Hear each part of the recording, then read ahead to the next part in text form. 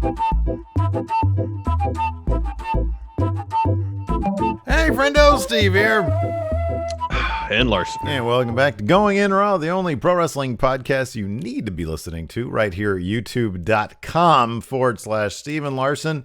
Usually taped live on twitch.tv/Steven Larson, but not Matt Chat. This one we record in the privacy of our own Zoom call.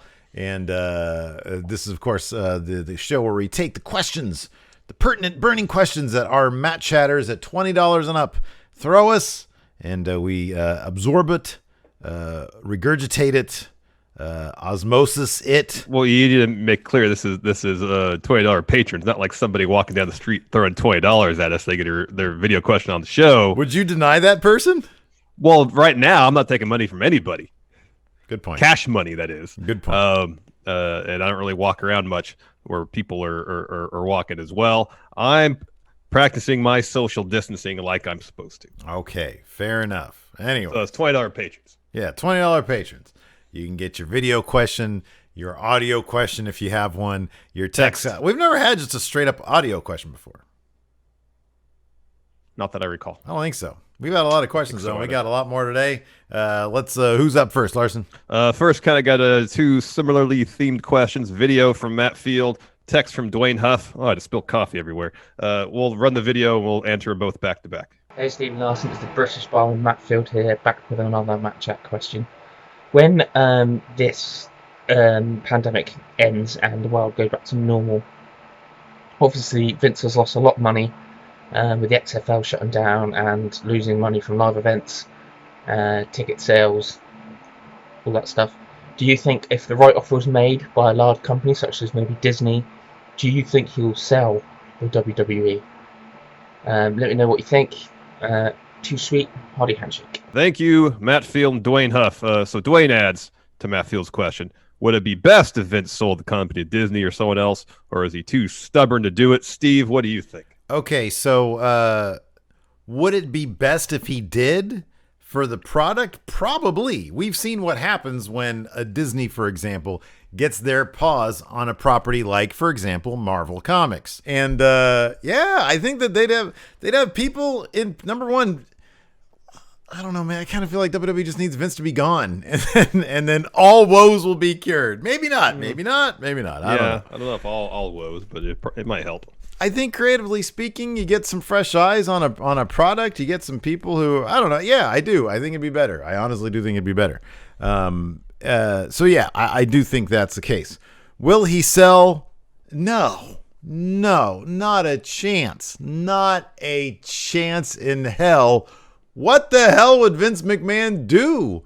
According to a tweet I saw from Dave Meltzer this morning, earlier today, rather, on Tuesday, Vince almost immediately had buyer's remorse for the XFL. So no, I don't know. What else would he do? Wrestling, he lives and breathes wrestling. That's one thing about Vince. We might disagree with him on a lot of things creatively speaking, but he, by all accounts, by every account, the man loves pro wrestling. He loves it. It's it's been his life, obviously, for decades and decades and decades.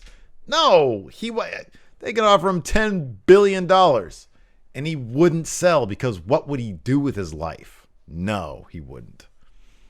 Well, maybe he'd sell and start another pro wrestling company. I'm watching the squirrel outside my window. What's it doing? It's walking, but it's standing up and it was staring at me for a little bit. You're going crazy, man. You're going stir crazy. You know that, right? Hello, squirrel. Don't be talking to squirrels. Not on this show. Squirrel. It's a huge squirrel, too. Maybe he's a patron. He's asking his Matt Chat question. You don't know. Anyways, whenever this question is posed to them during one of their conference financial calls, any interest in selling, their answer is always the same. They're always open for business. They're open to consider it. I don't know if there is some benefit in saying that in these financial calls in terms of stockholders or the value of the stock. Like, hey, they might sell, drive the price up. I don't know. I'm not a financial guy. That being said, hold on, let me interject, because that's a good point. What you just made is actually a good point. Think about it logically, dude. You used to own stock in Machinima. If the idea was, if somebody was going to buy Machinima for $10 billion, you would do pretty good having owned that stock. So I think Obviously, that's a yes. relevant point. All right. So considering they say that consistently, and I would think it'd either have to be because they think it would benefit them in terms of the stock price, or they would consider it at the right price. Now, what is the right price? This squirrel needs to get out of here. He's like trying to find a. No, it's just I'm interested in like what it's doing. I think it's digging up a nut. This is off the rails already. It really is. So if they are blown away with like a Lucasfilm-esque offer from Disney, $4 billion at considering the current potential financial straits, at least that would be kind of presents themselves at. I don't think they would necessarily discount it. However, I think they would only consider selling if they can maintain day-to-day control of the company. Essentially, they want someone to assume the entirety of the financial burden. And since Vince is so synonymous with pro wrestling, whoever would buy WWE, whether it be Disney, Fox, whomever, would want Vince still there because Vince is synonymous with his company and WWE is so synonymous with wrestling. And they would think, well, if Vince isn't part of this, people aren't going to pay any mind because Vince is wrestling. Sort of the same reason we always kind of thought that if Vince were to be forced out, step down, pass away, the first thing WB stock would do would be tank until like basically being worthless. It'd be like oil futures now. But it would rebound because people would realize, this could potentially be better creatively without Vince in charge. But I think the only way they would ever consider selling it is if they could maintain control. Would it be best for the product? Yes, it would be best for the product right now if Vince, whether he sold it, stepped down, forced out, whatever reason, creatively in terms of what we enjoy in our television, it would probably be better if he wasn't running the show. If there is some sort of shared trait amongst super rich people who have massive egos, and if one of those things that sort of tickles the ego is selling your company at a price far beyond its actual worth, then maybe he'd consider it. If that's a weird rich person thing, I could see that potentially being a weird rich person thing. Sadly, I'm not a weird rich person, so I don't know for sure. Nor will I ever be. What's that? So I'm not a weird rich person, nor will I ever be. Well, you know, I have greater ambitions than you because I'd love to be a weird rich person one day.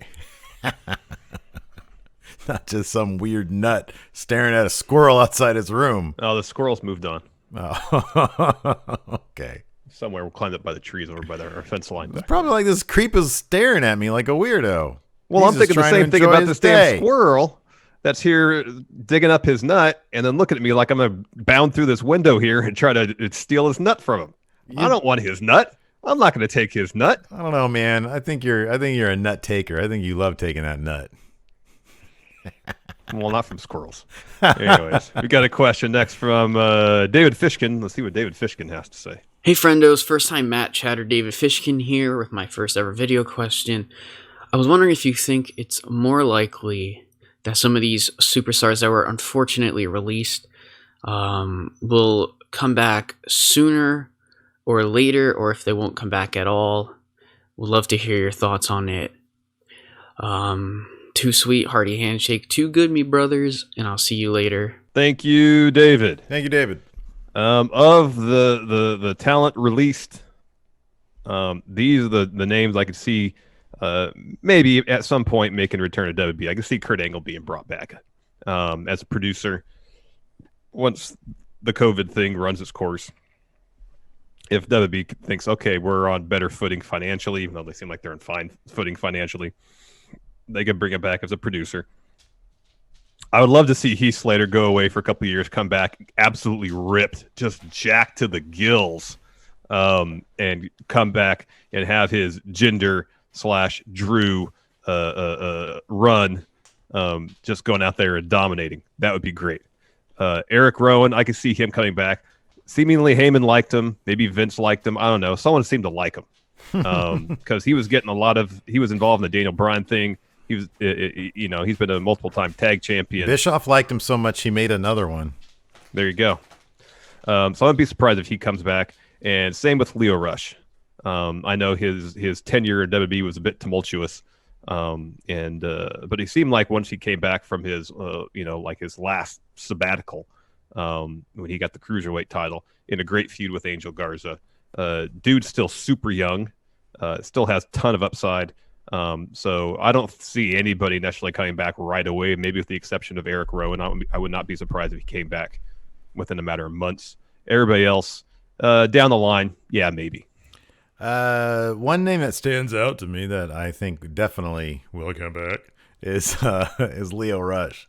I think that they took a lot of, they gave him a lot of opportunities, and I think that he remains a singular talent that they'd be willing to put up with whatever it was they're putting up with that led him to, as you call it, a sabbatical. I think he's going to be back for sure. That would not surprise me at all. I could see Slater coming back, like you said, but he's not going to get jacked. He'll come back and they're going to need a lighthearted comedy mid-carder guy, and that's going to be him. I could see him coming back for sure. Imagine if he's a lighthearted comedy mid-carder guy who's enormously jacked. I hope he does too. In terms of what's realistic, here's a story. I just don't see Here's a story you could do. You know, he had that whole thing about wanting the above ground pool. Yeah. So he gets laid off. He goes into the above ground pool industry. So he's out there building above ground pools all day and gets jacked. Yeah. Yeah. That's Somebody did a Photoshop of him jacked. It was hilarious. It was great. I hope that happens. Man. I don't know if it's in his DNA to get Jinder. Definitely not Drew jacked, but I hope so. I hope it is. I could see him coming back regardless. So as a surprise Rumble entrant or something. Yeah, Rowan. I don't know about Rowan. You're right. It seemed like somebody liked him, but then they gave him that silly spider thing. I don't know. Spider thing was terrible. Yeah, but it's WWE. You figure as long as these guys stay in shape, they continue to keep somewhat of a public persona, and they continue to ply their trade, everybody comes back to WWE. At least possibility exists that everybody could come back, yeah. Yeah, it's not like anybody left. Obviously, Rusev seemed to be going through some stuff with them in terms of, are you going to bring... But even that seemed relatively minor. The only name I would not expect to go back would be EC3.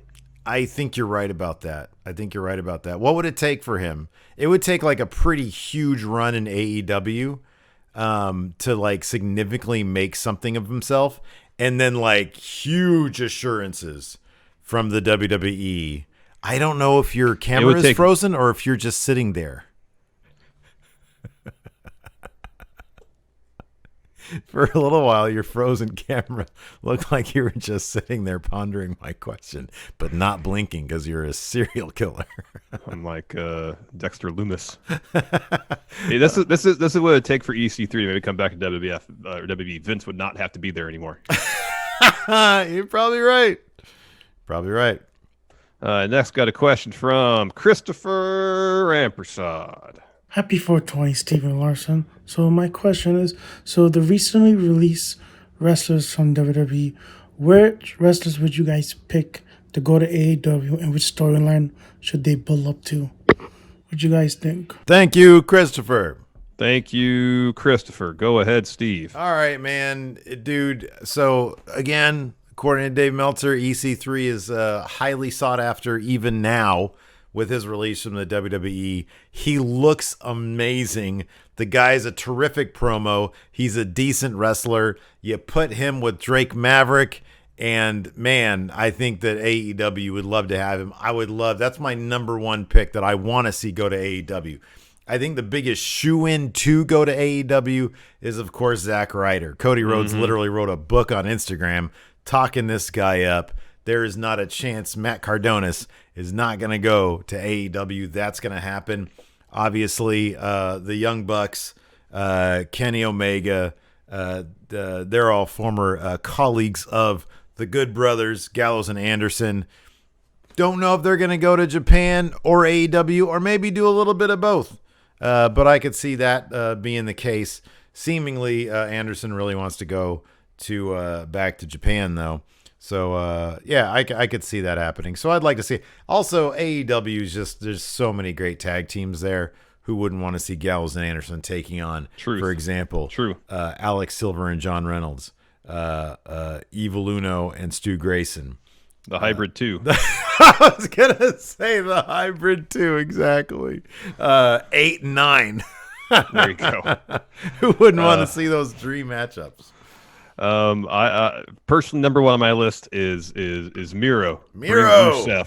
Bring Rusev to AEW. Dude, I think he's got... Man, I feel like there is so much untapped potential in Rusev and WWE. Would you put Aiden English with him? I wouldn't mind that. I thought they were great together. Me too. Rusev has a knack for getting himself over, even when what he's got to work with is not great. Yeah. So give me Rusev. What's Aiden English's real name? Oh, it's I think his first name's Matt too. Very good. What's his last name? It starts with an R. Very good. Ray Wolt. Next, Leo Rush. He's a spectacular talent. Dude is great in the ring. I'd love to see him in there mixing it up with some of AEW's finest. I'd like to see Leo go to AAA. That'd be cool. Or New Japan. New Japan is like realistically junior New Japan heavyweight. would be great. I wonder if they'd put up with his shit though. I don't know. Gallows and Anderson to be cool in AEW. I kind of want them to go back to New Japan. That's just my preference. And then finally, of course, Zack Ryder. He's going to AEW. That's basically a near guarantee, I feel like. Oh, yeah. Given his relationship with Cody. Yeah. Next, got a question from A.O. Worm. Worm! What's good, everybody? It's your boy A.O. Worm here, back with another match chat question. All right, Steve Larson. So when we're all free and clear of COVID-19, which will probably be sometime next year in 2021, where do you think the first couple of WWE matches are going to be held? Like in what cities or arenas? They're going to go back and try to do WrestleMania again in Tampa, or they're going to just try to push LA to the furthest and try to do everything there, Raw, SmackDown, TakeOver, Hall of Fame, and plus additional more shows. So where do you think they're going to start at when COVID-19 is over and gone with? All right, guys, I'll catch you later. Too sweet, hearty handshake. Too good, brother. Thank you, A.O. Worm. Thank you, Worm. All right. So I actually did the bare minimum of research on this to see the upcoming announced schedule, at least on Ticketmaster, for WWE, their road schedule. They just announced a bunch of new dates through the fall, apparently, at least according to Ticketmaster. Which of those dates were Raw or SmackDown is happening in states now that are already starting to roll back, stay-at-home orders and so on and so forth. Assuming those states are steadfast in following through with relaxing those orders, I kind of feel like the most reasonable best case scenario is Survivor Series in Dallas. So that's in November. Yeah. That's still 7 months from now. Yeah. Worst case scenario, you give it 18 months from when things really started to hit the fan. So that's roughly next August. You do, if you want to come back with a huge bang, you do SummerSlam next year at Madison Square Garden in New York City.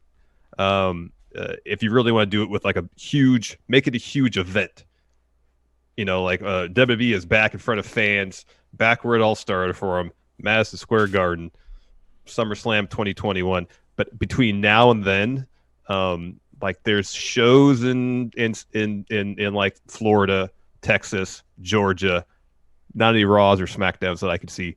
I like a lot of the states. I know Massachusetts was having a rough go of things early on. I don't know what their status is now in terms of dealing with the outbreak. So any of the states that are a little more rigid in their stay-at-home orders, I didn't even consider. Because like nothing's happening here in California. Nothing until there's some huge scientific breakthrough. There's a vaccine. There's some sort of medication that's developed that can actually deal with the symptoms. If you go further north in Cascadia, you come across the territory of Washington, which got hit really early. Yeah. So I wonder if it's a possibility that because they're ahead of us, they might be one of the first. But again, you're also doing. So the thing is, it's going to be. I think with the states like Georgia, who like tomorrow are going to be opening up. The thing is, it's going to be a thing where Georgia's going to open up. And they're going to be hit hard again, probably. I understand that. And yeah, they're either going to get hit hard again or miraculously, because God protects fools sometimes, they'll be relatively okay. or they'll be hit hard and they just won't test anybody. So you don't know the magnitude of how badly they've been. That could be. So it depends, man. It depends on if these places open up early. And here's the kind of this is sick. But here's the benefit of Georgia opening so early is that either the body bags are going to start piling up and everybody else in the country is going to be like, whoa, never mind. Or they're going to open up and, like you said, maybe that won't happen. I mean, somehow, some way, maybe it won't be utter disaster. I don't know how that will happen, but it seems like that, if they're intent on opening up based on, their absolutely zero research, scientifically speaking, I don't see it happening, man. I think that if these states are going to open up and the bodies are going to start piling up and they're going to have to close back down. And so that's the most likely scenario. Yeah, I think so. And so I think that like the states that are like super closed off and have got hit early, like you mentioned Massachusetts, right? Yeah. If there are states out there who got hit early and took extreme measures early, which I think Washington started clamping down pretty quickly. Yeah. They were like them and Washington and California. Yeah. Were both mid-March when they started. So then maybe we're looking at, towards the end of the year, like you said, Survivor Series, maybe for Washington, maybe. Well, I mean, they also might scheduled. Be. Go ahead. Survivor Series has already been announced for Dallas this year. That's why I mentioned it as like an actual scheduled date. Yeah, but you and I both know that's going to be. But here's the thing: I don't know if Jay Inslee up in Washington is hearing the same philosophy as Gavin Newsom is here, or whatnot. Whereas, they were quick to close things down and issue the stay-at-home orders, but Gavin Newsom doesn't seem to be in any hurry. No, he's not. To go back to normal overnight. Yeah. And I doubt, this is speculation, I have to read up on what the governor of Washington had to say about it. I would suspect, based on his approach so far, it's something comparable to what Gavin Newsom has been saying. Well, given that they're all in a pack together, I would think that's the same thing. Yeah. That they have no plans to really open up any sort of gatherings, and that's what this question is about. When is WB going to start having shows in front of people again? I would doubt that Washington would have any intention, barring some medical breakthrough. Yeah.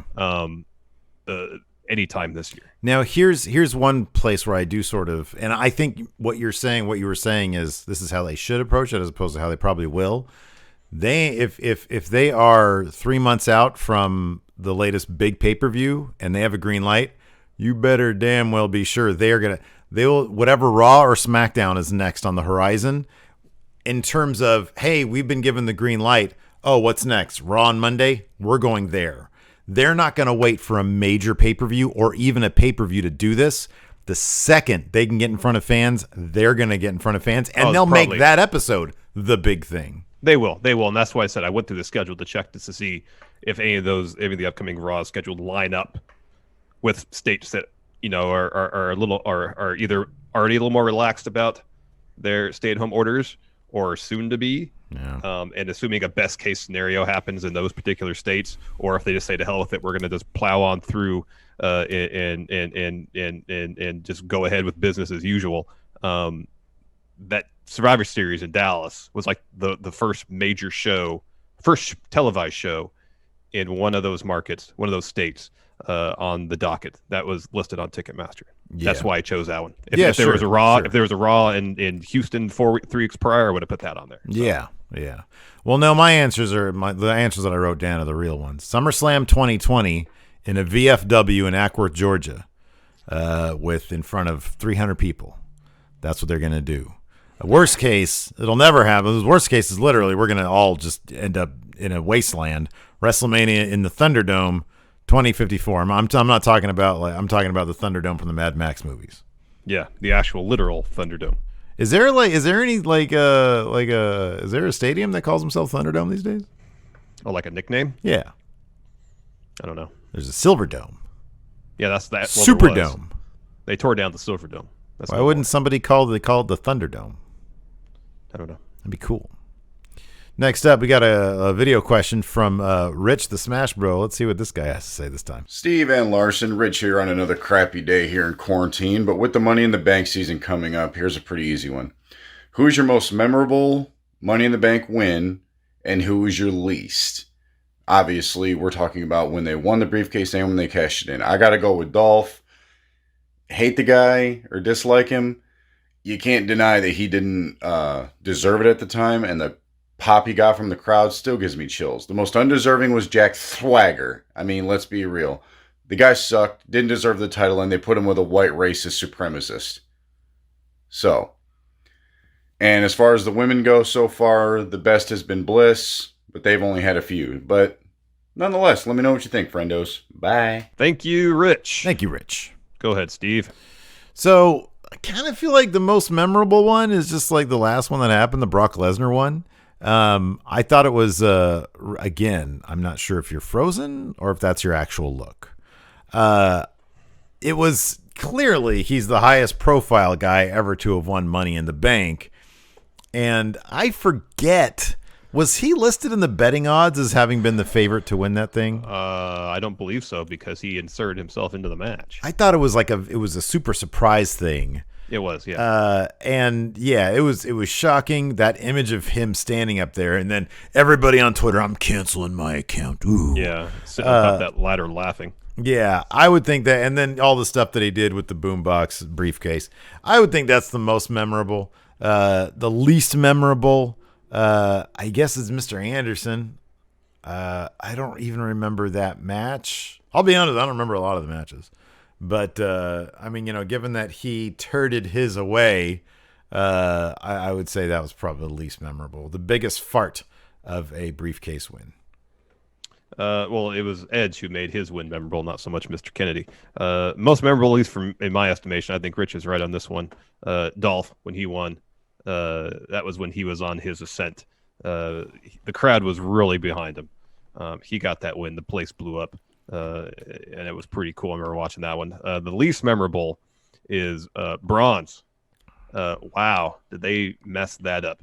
You got a guy who really doesn't need to win the briefcase to get a title shot. He's a massive dude who has been booked like a monster. Win the briefcase, and then you completely botched the entire storyline of how he's going to cash in. Mm-hmm. It was an embarrassment for Braun. It made him look ridiculous. Pretty bad. That would be my pick for least memorable. We got a trio of text questions. First from Jacksonville's number one, Guion Halili. He asks, how should WB handle Nia Jax with her proven unsafe work and shaky promos that she need more time to hone her skills? What should WB do? Thanks, friendos. That's what I'm thinking. You put her in a tag team. Now, if Alexa Bliss wasn't in this tag team with Nikki Cross, I think she would have been a really good contender to be tag team partner for Nia Jax because Alexa is strong on the mic. She's a good talker. She's a good in-ring worker. And you can always do the story of Alexa's in there. She wants to, be the first one in. She's the one isolated by the heel team for a good majority of the match. Gets the hot tag to Nia. She clears house. Bang, Samoa drop, win. That way, Nia is just asked to go in there, deliver a handful of moves, and either get her team the win or lead directly to her team's win. She gets Samoa drop, tag to Bliss, Twisted Bliss, win. And she could play off Alexa on the mic in promo segments, so she doesn't have to carry the full weight of everything herself. There's a lot about Nia that I like. She needs work on her mic skills, yeah, even though she's a good trash talker in the ring during matches. It's weird. And then, yeah, I like that spot with Kairi Sane on Raw this week where she threw it into the corner. I'm not sure if that was supposed to be like a buckle bomb thing or what exactly. That could have ended really bad. So I think if you just put her in a situation where she could work with somebody else and she doesn't have to do everything herself in terms of telling the stories of the matches, doing the mic work, so on and so forth, give her more time to develop. I think that's the way to go. I don't know. I kind of have no desire to see her. When they announced her return, I could care less, honestly. Like at this point, it's like, I'm not a fan of bashing wrestlers when they do that kind of stuff, but you see the stuff like with Kairi Sane, and it's off-putting, man. It's just off-putting, and it's just, she's been around for how long now, and it doesn't seem to be changing. And then I don't know. I don't know. If you're gonna do anything, just why not just give her a super limited moveset? It's not like she's putting on banger matches anyways. She's in there for one reason, to be a large powerhouse wrestler. So just do that. Why is she tossing people around in the first place like the way she was with Kairi Sane? Don't do anything new. Clubbing blow, big boot, leg drop. There you go. That's all kick to the gut. That's all you need to do. That's all. Why is she doing anything outside of that? Like her Samoan drop is okay. Yeah. Just why do anything else? If she can be booked as a powerhouse, one of the things powerhouses do is throw people around the ring. I know, but like with a Beal, which isn't going to hurt anybody. Yeah. There are other ways to do it. It's less chance it might hurt somebody. My point is, you can do simple things. Yes. Why is she doing shit like this? And then I don't know, man. I just think that she needs to just seriously simplify it. And there you go. I don't know how you make her interesting though, because she's not. Her promos are not great.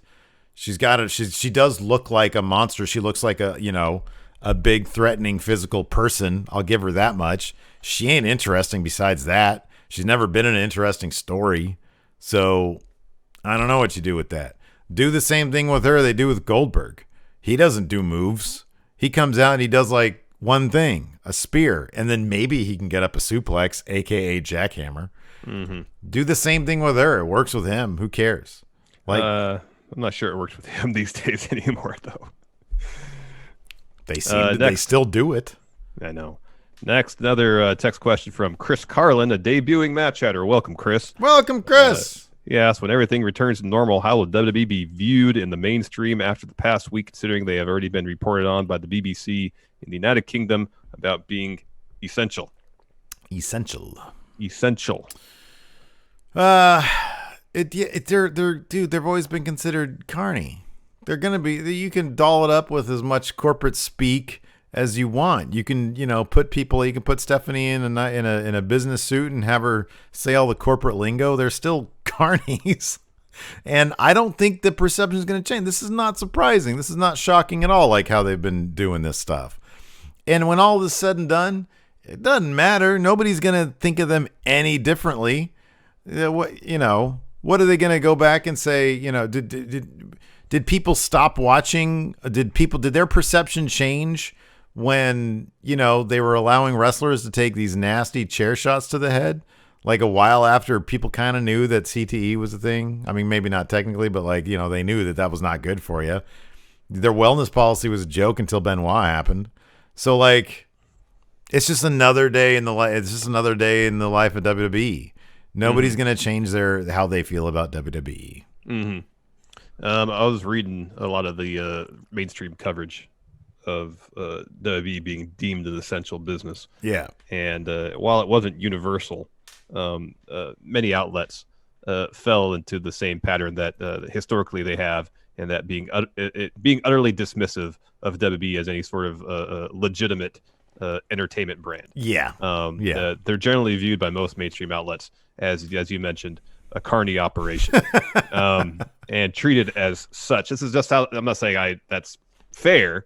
That's just how a lot of mainstream outlets have portrayed the WWE. Nothing that's happened in these last weeks is going to change that perception for better or worse. A lot of people already think very poorly of Vince McMahon, and there's only so low, I guess you could go with your opinion on him, based on how he has conducted and will probably in the future conduct his business, because everything he's done the past 3 weeks is very consistent with everything he's done the last 30 years. Yeah, wrapping back up around to the first question about should they sell to Disney. That's another reason, because Disney, they wouldn't play around like that. we're just saying Disney is like big corporate, empire thing, entertainment conglomerate, entertainment monopoly. Yeah, yeah. If Disney got their hands on it, they'd have like proper HR and standards like, and practices, all the standard stuff. Yeah, exactly. So like that's another reason, because the wrestlers would be safer for one thing. They might actually be employees. Yeah, you never know. That's totally true. So yeah, I don't think that it's going to change. I think people think of the WWE as a carny organization, like you said, and that's not going to change.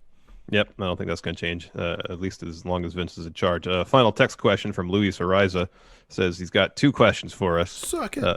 He recently watched Bipolar Rock and Roller and found out that Mauro Ranallo dated Natalia's sister for a while. So what are some of the most random relationship couples in wrestling? And also, what Mania matches in history would fit this whole no fans thing? Let's handle the second part first, since we have answers written down for that. I think the hardcore battle royal WrestleMania 2000 would work just fine, basically anywhere. It could be at the Performance Center, it could be at the storage facility across the street, it could be at that lake in downtown Orlando. You name a spot, you can pretty much do that anywhere. I like your answer too, but I think if they go ahead and say what it is, but I have an idea to add on to it. So it'd be like end of an era, like in a warehouse, but it'd be filmed more like the Boneyard match. Not just a warehouse. Have the WWE archives. Yeah, there you go. Yeah, that'd be cool. That'd be immersed in history. You're there, yeah, in history. I like that. That's good. What if they had it at the physical WWE Hall of Fame? That doesn't exist. It doesn't exist. I mean, that's what the archives essentially is. Yeah. So what is this? Most random relationships and couples in wrestling.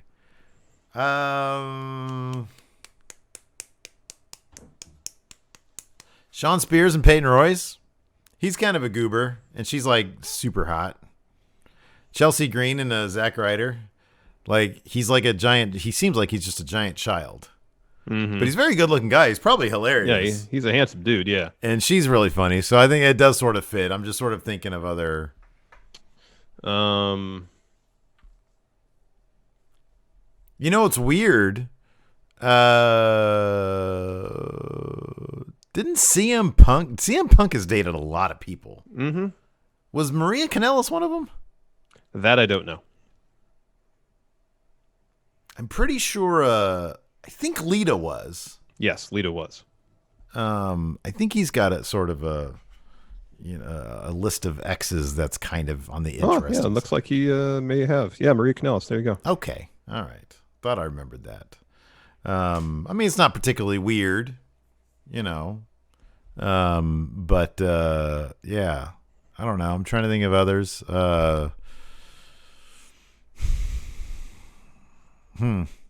Apparently he dated Kelly too.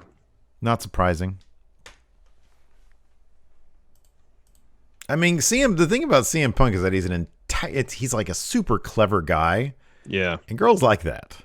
And if you have like a locker room just full of like idiot meatheads, and then like this one guy who's got like lots of tats, he's a good looking guy and he's all really clever. He's a good looking guy. He'd probably have, pick of the lot, really.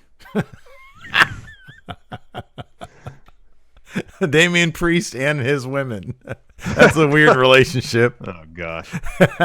No, honestly, Undertaker and Michelle McCool's kind of an oddball relationship. That is weird. Michelle. Stone Cold and Deborah was a little odd. Yeah. Because she was with Mongo McMichael. Yeah. And she was Jeff Jarrett's valet. But then I thought that I read somewhere that Stone Cold and Jeff Jarrett didn't get along. Yeah, that's weird then. Trying to think of anybody else. I like this question. That's a good question. Triple H and Stephanie's kind of weird. Weird wrestling relationships. I'm going to Google this shit. Let's see what I find. Here we go. Perfect. Who's this? The Sportster. Wrestling couples you never knew dated. Kurt Angle and Dawn Marie. Look at that picture of Kurt Angle with the milk. Wade Barrett and Alicia Fox. That's cool. That's a good looking couple right there. Let's see here. Oh yeah, John Cena and Mickey James. That's weird. Shawn Michaels and Sonny. Oh man. Wait, really? Alberto Del Rio and Charlotte Flair? I was not aware. I did not know that. Let's see here. What the hell? Hayes? Michael Hayes and Rosa Mendez. What? What the? What? That's the weirdest shit I've ever heard. Yeah. He's like 1 trillion years old. Man, that's hilarious. Oh, that's a hot couple right there. Batista and Melina. Mm-hmm. Dolph Ziggler and Nikki Bella. That sounds right. Tori Wilson and Mitch. Oh, look at that picture of CM Punk and Lita. They're so cute together. Mm-hmm. Test and Stacy Keibler. Oh no, that was the weirdest one. Wasn't Billy Kidman and Tori Wilson? Yeah. And then wasn't like David Flair really with Tori Wilson? Stacey? I thought Stacy Keibler. Stacy Keibler is what I thought. Yeah, that's crazy. Hold on, what's number 1 on this list? Oh, Xavier Woods and Paige. Good looking couple right there. Mm-hmm. Anyways, thanks for watching, everybody. We appreciate it. If you want your question answered right here on Matt Chat, you could do it. $20 gets you there. Don't just throw it at Larson's window or give it to a squirrel to give to him. You got to get on the Patreon. We got lots of bonus content there as well. Squirrel pie just bury it in my lawn.